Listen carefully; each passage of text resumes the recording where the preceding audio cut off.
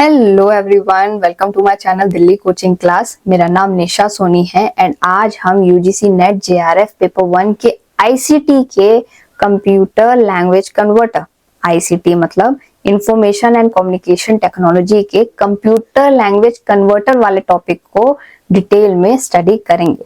लेकिन मेरे लेक्चर से सीखने के लिए आपको क्या करना है? मेरे लेक्चर से सीखने के लिए आप लोगों को मेरे चैनल के अबाउट सेक्शन में जाना है। वहां पे आपको टेलीग्राम का लिंक मिलेगा, वहां पे आप क्लिक कीजिए, आप मेरे टेलीग्राम चैनल पे आ जाएंगे और वहां से आप इस पीडीएफ को, जो पीडीएफ आपको आपकी स्क्रीन पे दिख रहा है, इस पीडीएफ को डाउनलोड कर सकते हैं और उसको डाउनलोड करके आप अपने सामने रखें ताकि आपको इस लेक्चर से क्या हो, समझने में आसानी हो और आप अपने खुद के भी एक छोटे छोटे बुलेट पॉइंट्स बना सके। So without wasting a time, let's start. तो आज का हमारा टॉपिक क्या है? आज का हमारा टॉपिक है कंप्यूटर लैंग्वेज कन्वर्टर। ये टॉपिक तो छोटा सा है लेकिन इसको समझाना और इसको समझना थोड़ा सा हार्ड हो सकता है, but do not need to worry. मैं आपको बहुत अच्छे से डिटेल में क्या करूंगी, डिस्क्राइब करूंगी। So let's start. देखो, इस लेक्चर को स्टार्ट करने से पहले एक छोटा सा डिफरेंस है, आपको समझना होगा। एक होती है मशीन। मशीन कौन सी? कंप्यूटर। कंप्यूटर कंप्यूटर क्या है? कंप्यूटर एक मशीन है। कंप्यूटर की मशीन, ये जो मशीन है, ये जो कंप्यूटर है, इसकी अपनी खुद की एक भाषा हो सकती है या नहीं हो सकती है? अगर मैं कंप्यूटर से सारे एप्लीकेशन डिलीट कर दूं, गूगल हटा दूं, फेसबुक हटा दूं, इंस्टाग्राम हटा दूं, एक्सेल हटा दूं, वर्ड पैड वगैरह हटा दूं, या फिर और मल्टीपल एप्स हैं, म्यूजिक एप्स हैं, या फिर और बहुत सारी चीजों को मैं डिलीट कर दूं, तो क्या हमारा सिस्टम, हमारा कंप्यूटर और हमारी मशीन ऑन होगी, काम करेगी या नहीं करेगी? बिल्कुल करेगी। क्यों नहीं करेगी? क्योंकि एप्लीकेशंस तो अलग से ऐड हुई हैं। जब कंप्यूटर बन के आता है तो उसके अंदर ये सारे एप्स थोड़ी ना होते हैं। कंप्यूटर के अंदर तो अपने खुद के BIOS सिस्टम्स होते हैं जो मैन्युफैक्चरर पहले से ही कंप्यूटर के अंदर डाल के देता है कि इसका काम यही है, ये ऑन हो जाएगा, ऑफ हो जाएगा, या फिर आप जो एप्लीकेशन इसके अंदर डालोगे ज्यादा से ज्यादा उसे संभाल लेगा। ठीक, लेकिन क्या कंप्यूटर काम करेगा बिना एप्लीकेशन के? बिल्कुल करेगा। तो वो होती है कंप्यूटर के अपने खुद की लैंग्वेज, कंप्यूटर के मशीन की अपनी खुद की भाषा की। इन सब के बिना भी कंप्यूटर क्या होगा? ऑन होगा, ऑफ होगा, या फिर कंप्यूटर में कर्सर तो दिखेगा ही दिखेगा। ये जो कर्सर है, एक एरो सा बना होता है, ठीक, एक तीर सा बना होता है। कंप्यूटर में एक कर्सर तो काम करेगा ही करेगा। अगर आप सारे एप्लीकेशन डिलीट कर दो या फिर ब्लैंक छोड़ दो तो एक कर्सर तो काम करेगा ही करेगा। या फिर जब हम लैपटॉप को या अपने सिस्टम को चार्ज करते हैं, फॉर एग्जांपल मैंने अपने कंप्यूटर को चार्ज किया या इलेक्ट्रिसिटी पे लगा दिया, इलेक्ट्रिसिटी केबल से इसको ज्वाइन कर दिया, लेकिन वो इलेक्ट्रिसिटी का एक सिंबल दिखाता ही है ना कि कितना चार्ज हुआ या नहीं हुआ। ऐसे करके आता है या नहीं आता है? हमारे कंप्यूटर पे, हमारे लैपटॉप पे ये सिस्टम आता है या नहीं आता है? आता है ना। तो क्या इस ऐप को दिखाने के लिए कितनी बैटरी रह गई है, नहीं रह गई है, क्या हमें अलग से कोई एप्लीकेशन डालना पड़ता है? नहीं डालना पड़ता ना। तो ये सब जो कंप्यूटर जब बन के आता है मैन्युफैक्चरर से, जब ये बन के आता है और इसके अंदर जो अपने खुद के एप्लीकेशंस होते हैं, खुद के अंदर अपने जो सिस्टम्स होते हैं, जिसे ये खुद ही बना हुआ लाता है और अपने ऑटोमेटिकली अपने आप ही काम करना शुरू कर देता है, तो ये होता है मशीन की लैंग्वेज। इसे हम अलग से नहीं डालते हैं। ये सब क्या होता है? मशीन की लैंग्वेज। ठीक, क्योंकि ये मैन्युफैक्चरर द्वारा अलग अलग से नहीं डाली जाती है, मैन्युफैक्चरर द्वारा इनबिल्ड ही होती है। हम इसको डिलीट, हम इसको हटा नहीं सकते क्योंकि एक मशीन की अपनी एक भाषा है जो मशीन के अंदर स्टार्टिंग से ही होती है। लेकिन जब, अब हमने क्या स्टडी किया? कंप्यूटर मशीन की लैंग्वेज। लेकिन जब इसके अंदर अलग से लैंग्वेज डाली जाती है तो उसको कहते हैं प्रोग्रामिंग लैंग्वेज। क्या कहते हैं? Programming language.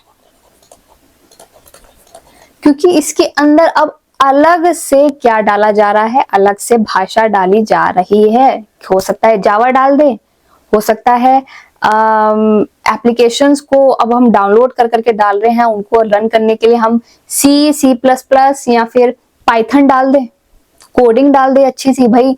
अब जो है कंप्यूटर में मैंने एक एप्लीकेशन ऐसा डाल दिया है जिसके अंदर मैं एक बटन दबाऊंगी जस्ट एंटर का, और DCC क्लास के सारे लेक्चर सामने आ जाएंगे। तो ये अलग से ही तो डाला है। तो ये होता है अलग से डाली हुई लैंग्वेज, जो प्रोग्राम की लैंग्वेज होती है, जो कोई इंसान अलग से जब कंप्यूटर बन के आ जाता है, आपके सामने होता है, तो उसको अलग से कंप्यूटर में और भी फंक्शन रन करने के लिए डाले जाते हैं। तो ये दोनों भाषाएं अलग हैं। एक होती है मशीन की लैंग्वेज और एक होती है प्रोग्राम की लैंग्वेज। मशीन जो इनबिल्ड होती है कंप्यूटर के अंदर, जब से कंप्यूटर पैदा हुआ है उसके अंदर ऑटोमेटिकली होता है, ठीक। और एक होती है प्रोग्रामिंग की लैंग्वेज। प्रोग्रामिंग की लैंग्वेज में क्या होता है, अलग से डाला जाता है। फॉर एग्जाम्पल, एक छोटा सा बच्चा जब जन्म लेता है तो उसके आईज होती हैं, नोज होते हैं, या फिर हैंड्स होते हैं, लेग्स होते हैं, या फिर बच्चा बोलता है या फिर कुछ थोड़ा बहुत देखता है। लेकिन जैसे जैसे जब वही बच्चा आगे बढ़ता है तो उसको जिस एरिया में जो वो बच्चा जन्म लेता है उस एरिया के कल्चर के बारे में, उस एरिया की भाषा के बारे में उसको सिखाया जाता है। तो ऐसा ही कुछ होता है कंप्यूटर के सिस्टम के साथ भी। कंप्यूटर ने जब जन्म लिया तो बहुत सारी चीजें अपने अंदर पहले से ही क्या हुआ, पैदा लेके जन्म हुआ, पहले से ही उसके अंदर था। लेकिन जैसे जैसे कंप्यूटर आगे बढ़ा, उसका यूज होने लगा, तो उसके अंदर चीजें डालनी शुरू हो गई। सो यही एक डिफरेंस है, एक ब्रॉड डिफरेंस है, जो आप लोगों को समझना बहुत ही क्या है, जरूरी है। अब हम स्टार्ट करते हैं अपने इस लेक्चर को। कंप्यूटर लैंग्वेज कन्वर्टर के दो टाइप्स हैं, एक होता है ट्रांसलेटर और एक होता है इंटरप्रेटर। ये दोनों ही चीजों को, अभी के लिए मैं क्या बोलूंगी, चीज ही बोलूंगी, ये दोनों ही चीजों को कंप्यूटर के अंदर डालता है। इनका काम यही है, बहुत सारी चीजों को, चीज का मतलब यहाँ पे वो मक्खन मलाई नहीं है, ये मतलब कुछ ऐसे लैंग्वेजेस हैं जो कंप्यूटर के अंदर डालता है, लेकिन इनका तरीका अलग है। इनका तरीका ही, इनका मीडियम ही, इन दोनों का, इन ट्रांसलेटर और इंटरप्रेटर, ये दोनों ही कंप्यूटर के अंदर लैंग्वेज को डालते हैं, भाषाओं को क्या करते हैं, अंदर कंप्यूटर के अंदर डालते हैं। लेकिन इनका क्या अलग चीज है, एक चीज है जो इन दोनों को अलग करता है, वो है मीडियम, MEDIUM।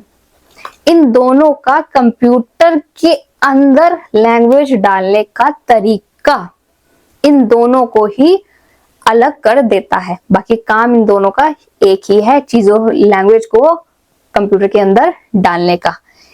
ट्रांसलेटर रिटर्न में, जब हम कंप्यूटर में टाइप करते हैं कुछ भी, ये रिटर्न में डाटा को कंप्यूटर के अंदर क्या करता है, डालता है, क्योंकि इसमें हमें टेक्स्ट लिखना पड़ता है। क्या करना पड़ता है, टेक्स्ट लिखना पड़ता है, तभी ये कंप्यूटर के अंदर डाटा डालता है। और इंटरप्रेटर में चीजों को टेक्स्ट नहीं लिखना पड़ता।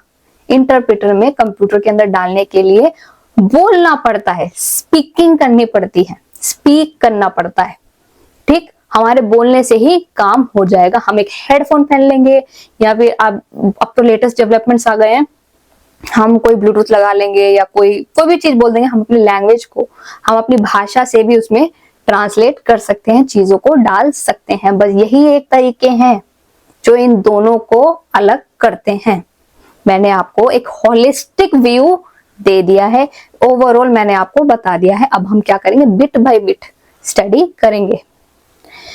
ट्रांसलेटर और इंटरप्रेटर का डिफरेंस मैंने आपको बता दिया है, लेकिन ट्रांसलेटर के क्या है, दो भाई है, एक है कंपाइलर और एक है असेंबलर। इंटरप्रेटर बेचारा हमारा अकेला है। देखो क्या है, एक होता है ट्रांसलेटर और एक होता है इंटरप्रेटर, लेकिन ट्रांसलेटर के दो छोटे छोटे भाई हैं, एक है कंपाइलर भाई और एक है असेंबलर भाई। देखो ट्रांसलेटर की पहले हम पढ़ लेते हैं एक बार डेफिनेशन रिटर्न में। ट्रांसलेट, रिटर्न मटेरियल क्या है, ये डिफरेंस। रिटर्न मटेरियल टाइप किया हुआ कीबोर्ड पे आप टाइप करोगे तभी ये काम करेगा। ऑफ वन लैंग्वेज, एक भाषा को अनदर लैंग्वेज में कन्वर्ट करता है, कंप्यूटर की भाषा में कन्वर्ट करता है। वन लैंग्वेज जो हमारे एप्लीकेशन की लैंग्वेज हो, जो हमारे डाटा की लैंग्वेज हो, उसको किस लैंग्वेज में कन्वर्ट करता है, कंप्यूटर की मशीन की लैंग्वेज में उसको समझाना है। ठीक, हमारी भाषा को उसकी लैंग्वेज में क्या करना है, समझाना है। फॉर एग्जाम्पल, आपने देखा होगा कि विदेश में जब भी हमारे प्रधानमंत्री जी जाते हैं, जैसे रशिया चले गए या फिर चाइना चले गए या फिर और भी कहीं पे चले गए, तो और उनको तो फ्रेंच आती नहीं या फिर उनको तो जापानीज या फिर चाइनीज आती नहीं, तो इन दोनों को समझाने के लिए, दोनों राज्य के नेताओं को समझाने के लिए एक बीच में कोई ना कोई एक पर्सन होता है जो इन दोनों को भाषा समझाते हैं। लेकिन कभी कभार वो रिटर्न में भी समझाते हैं। होता है ना कि कभी कभार कुछ चीज रिटर्न में भी समझा देते हैं कि भाई ये कहा गया है, तो रिटर्न में भी समझा सकते हैं।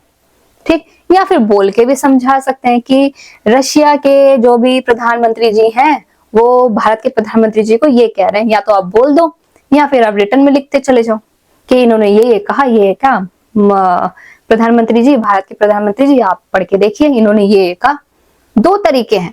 तो इसीलिए कंप्यूटर की भाषा में समझाने के लिए, एक भाषा से दूसरी भाषा में समझाने के लिए तरीके दो हैं। अभी हम कौन सा पढ़ रहे हैं, अभी हम रिटर्न वाला तरीका पढ़ रहे हैं। तो ट्रांसलेटर क्या करता है, रिटर्न का काम करता है। ये एक डिफरेंस है, रिटर्न का काम करता है, राइट करता है, टेक्स्ट करता है। बस ये एक डिफरेंस है जिसे मैं बार बार दोहरा रही हूँ आप लोगों को समझाने के लिए। सच एज बुक्स, वेबसाइट, ये सब टाइप करने के काम आते हैं। अब इसमें क्या होता है, ट्रांसलेट कैसा होता है, ये क्या करता है, ये एक ही बार में ट्रांसलेट कर देता है। ठीक, आपने स्कैन किया, आपने कन्वर्ट किया और ये ट्रांसलेट एक बार में कर देगा। ठीक, ज्यादा टाइम लगाता है भाई। अगर आप इतना बड़ा बल्कि मटेरियल एक बार में ही डाल दोगे दूसरी लैंग्वेज में, तो वो क्या करेगा, स्कैन होने में, चीजों को फाइंड करने में टाइम तो लगाएगा या नहीं लगाएगा, बिल्कुल लगाएगा। तभी ये क्या होता है, टेक्स मोर टाइम। ट्रांसलेटर क्या करता है, ज्यादा वक्त लगाता है चीजों को ट्रांसलेट करने में। शेड्यूल डिलीवर, कभी कभार ये रनिंग टाइम, देखो रनिंग टाइम में ये काम करता ही नहीं है। रनिंग टाइम का मतलब यहां मैं काम कर रही हूँ, ठीक, और ये ट्रांसलेट करता चला जा रहा है, करता चला जा रहा है। फॉर एग्जाम्पल, मैं बोल भी रही हूँ और अब मैं पढ़ा भी रही हूँ। ठीक, दोनों चीजें एक साथ हो रही है। मैं यहाँ पे रिटर्न में लिख रही हूँ, मैं अगर यहाँ पे अपना नाम लिखूं NISHA, तो मैं स्पीकिंग और राइटिंग एक साथ हो रहा है, ये दोनों चीजें एक साथ हो रहा है। ठीक, लेकिन इसमें ऐसा नहीं है, ये चीजों को शेड्यूल कर देता है। शेड्यूल मतलब चीजों को आगे थोड़ा सा पोस्टपोन कर देता है। ठीक, overall execution time is fast. वैसे इसका ओवरऑल जो काम करने का है, जो टाइमिंग है, वो क्या है, फास्ट है। ट्रांसलेट वगैरह तो वैसे धीरे करता है, लेकिन ओवरऑल एग्जीक्यूशन टाइम क्या है, फास्ट। ओवरऑल का यहां मतलब क्या है, एक बार में चीजों को उठाता है। टेक्स्ट कंट्रोल ए से पूरा ए सिलेक्ट हो गया, फिर दूसरे वेबसाइट पे आया कंट्रोल C या कंट्रोल V डाल दिया, तो भाई एक बार में ये चीजें इधर से उधर कन्वर्ट करके फेंक देता है, या फिर क्या कर देता है, कन्वर्ट करके डाल देता है। बाकी जो स्कैनिंग वगैरह होती है इसके अंदर, वो क्या होती है, वो स्लो होती है। डीबगिंग इज हार्ड, भाई अगर एक बार में आप डाल दोगे, मैंने आपको एक बार में ही 50 पेज के नोट्स दे दिए, तो आप लोगों के लिए डीबगिंग मतलब एरर। बगिंग, देखो बगिंग क्या होता है, मतलब एरर। कंप्यूटर की भाषा में एरर को क्या कहते हैं, बगिंग, बग। ठीक, तो ये क्या है, डीबगिंग इज हार्ड, मुश्किल होता है गलतियां ढूंढना, क्योंकि इतना सारा डाटा एक बार में आ गया। एक बार में पूरी किताब आपने छाप दी, एक बार में आपने पूरी वेबसाइट लाके यहाँ डाल दी। अब डीबगिंग करना, क्या स्पेलिंग मिस्टेक्स है, क्या रिटर्न इश्यूज हैं, सिंबल्स अच्छे से लगाए नहीं, या फिर कोमास या फिर फुल स्टॉप्स वगैरह अच्छे से यूज किए या नहीं, या फिर मैथमेटिक्स का कोई पोर्शन अच्छे से किया नहीं, ये सब चीज फाइंड करना क्या होता है, थोड़ा सा मुश्किल होता है। तो डीबगिंग इज हार्ड। इसमें जो लैंग्वेज यूज की जाती है भाषा को कन्वर्ट करने के लिए, ट्रांसलेटर में जो लैंग्वेज यूज की जाती है मशीन में कन्वर्ट करने के लिए, ये रहा हमारा ट्रांसलेटर, ट्रांसलेटर लेटर, और ये रहा हमारा मशीन का मशीन। इसके अंदर जब ये लैंग्वेज डाली जाती है तो कौन सी लैंग्वेज है जो इसके अंदर आती है, वो है सी प्लस प्लस। ये सब क्या है, लैंग्वेज है। ये वैसे हाई लेवल लैंग्वेज है। कौन सी लैंग्वेज है ये, हाई लेवल लैंग्वेज। लैंग्वेज की जनरेशन वाला एक टॉपिक है, आप मेरा वो टॉपिक जाके देखिए, वहां पे मैंने सारी लैंग्वेज के बारे में बताया है। कंप्यूटर जनरेशन लैंग्वेज में ये सारा टॉपिक क्लियर किया हुआ है, पढ़ाया हुआ है अच्छे से। आप वो टॉपिक जाके देखें तो अब आपको पता चल जाएगा ये सी प्लस प्लस क्या है। सो ये क्या करता है, इन लैंग्वेज को मशीन की लैंग्वेज में डाल देता है। ठीक, ट्रांसलेटर का काम ये है। ट्रांसलेटर के मैंने बताया दो भाई हैं, एक है कंपाइलर भाई और एक है असेंबलर भाई। कंपाइलर भाई का काम है high level language. High level language क्या है, C plus plus, Python, Ruby, ये सब क्या है, high level language. 3G 4G और 5G क्या है, third generation language, fourth generation language और फिफ्थ जनरेशन लैंग्वेज क्या है, हाई लेवल लैंग्वेज है। और फर्स्ट और सेकंड जनरेशन लैंग्वेज क्या होती हैं, लो लेवल लैंग्वेज होती हैं। ये सब मैंने अपने जनरेशन वाले लेक्चर में आप लोगों को पढ़ा दिया है, आप वो लेक्चर जाके देख सकते हैं। तो यहाँ पे सिर्फ मैं हाई लेवल लैंग्वेज की ही, इस वर्ड की भी, इन 3 वर्ड्स की मैं बात करूंगी। हाई लेवल लैंग्वेज को मशीन में क्या करता है, ट्रांसलेट कर देता है। ठीक, असेंबलर भैया क्या करते हैं, असेंबली लैंग्वेज कोड्स जो होते हैं इसके बारे में मैंने बता दिया है। तो यहाँ पे मैं सिर्फ ये असेंबली लैंग्वेज कोड ही, ये 3 वर्ड्स को मैं यूज करूंगी। असेंबली लैंग्वेज कोड्स को क्या कर देते हैं, मशीन में डाल देते हैं, मशीन के कोड में कन्वर्ट कर देते हैं। तो यही काम है कंपाइलर का और असेंबलर का। ठीक, ये high level language, assembly language क्या लिखा है, असेंबली लैंग्वेज कोड, ये सब आपको तभी पता चलेगा जब आप मेरे बाकी के लेक्चर्स को देखेंगे। तो अब आते हैं हम इंटरप्रेटर। बहुत हुआ रिटर्न, बहुत हुआ टेक्स्ट को overall control A control C कर दिया, कंट्रोल V कर दिया।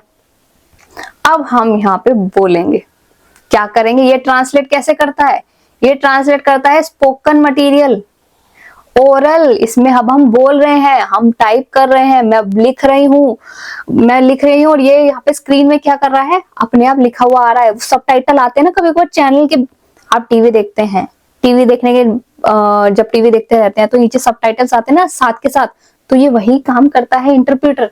हमारी लैंग्वेज को क्या कर रहा है, कन्वर्ट कर रहा है, किसमें, मशीन में। ये भी मशीन के अंदर ही फेंक रहा है। इंटरप्रेटर और कंपाइलर ये सब क्या मशीन के अंदर ही डाल रहे हैं, लेकिन दोनों का क्या है अलग, मीडियम अलग है। ये बोल के कर रहा है भाई साहब, इसमें कोई ना कोई इंसान होगा जो बोलेगा कि कोई भी कोड्स वगैरह बोल देगा या कोई लैंग्वेज वगैरह बोल देगा, तो उसको क्या कर देगा, मशीन के कोड में कन्वर्ट कर देगा। One language to another language, another language कौन सी है, मशीन की लैंग्वेज, मैंने पहले ही बताया। और ये वन लैंग्वेज, जो लैंग्वेज हमें इसके अंदर डालनी है, हम इसमें स्पीकर की टोन और स्टाइल ये सब मैटर होता है। अब इसके क्या है, convert statement directly at run time, running time. यहाँ पे रियल टाइम का मतलब ये है, हम जैसे जैसे बोल रहे हैं ये साथ के साथ कन्वर्ट कर रहा है। ये चीजों को शेड्यूल नहीं कर रहा है कि आज आप बोल लो दीदी, कल मैं कन्वर्ट करके दूंगा, नहीं, ये अभी मैं बोल रही हूं उसको अभी रनिंग टाइम में, अभी जो टाइम रन कर रहा है उसी टाइम में क्या कर रहा है, कन्वर्ट कर रहा है। किसको, लैंग्वेज को। ये भाई एक साथ नहीं करता, ये जो है ये ट्रांसलेटर की तरह नहीं करता कि सिलेक्ट A और सिलेक्ट C कॉपी कर दिया, नहीं। ये हम जब लैंग्वेज एक एक करके बोल रहे हैं, मैं समरी को एक लैंग्वेज एक एक वर्ड करके ही तो बोल सकती हूँ, मैं आपको एक एक शब्द बोल के तो समझा सकती हूँ। ऐसा तो नहीं है मैं एक साथ अपने माइंड में मैंने कोई डाटा रख लिया और मैंने यहाँ पे पेस्ट कर दिया, भाई मेरे दिमाग की बातें आप लोगों को समझ आ गई हो सकता है भविष्य में ऐसी चीज आए, मैं जो सोचूं यहाँ पे एक आइडिया बना आ जाए मेरे सर के पास ही और आप लोगों को समझ आ जाए कि मैम ये सोच रही है, लेकिन अभी तक नहीं आया है, तो अभी हम इतना एडवांस नहीं करेंगे स्टडी। तो ये क्या करता है, बिट बाय बिट एक एक वर्ड जो जो बोला जा रहा है कंप्यूटर में, मशीन में, उसको क्या करता है, कन्वर्ट करता है। टेक लेस टाइम लगाता है एनालाइज करने में। अब मैं एक एक शब्द बोल रही हूं तो आप लोगों को समझ आ रहा है, मैं एक बार में बोल तो आप लोगों को समझ नहीं आएगा। या फिर आप इस वीडियो को फास्ट फॉरवर्ड करके देखिए तो आपको समझ आएगा, नहीं आएगा। ठीक, तो एक एक करके ये चीजों को कन्वर्ट करता है। डीबगिंग, मैंने बताया बगिंग क्या होता है, एरर। जब आप एक एक चीज बोल रहे हो, एक एक चीज बिट बाय बिट, एक एक सेंटेंस को आप बोल रहे हो, तो मिस्टेक्स तो फाइंड करना आसान है या मुश्किल है? आसान है, ऑब्वियस। कैसे? अरे जब आप एक एक शब्द को बोल रहे हो, एक एक शब्द को आप कोड्स में या लैंग्वेज में कन्वर्ट कर रहे हो, तो मिस्टेक्स तो फाइंड होना आसान ही है, क्योंकि कंप्यूटर को भी टाइम मिल रहा है, मशीन को भी टाइम मिल रहा है समझने में कि इन्होंने एक शब्द ये बोला, दूसरा शब्द ये बोला या तीसरा शब्द ये बोला।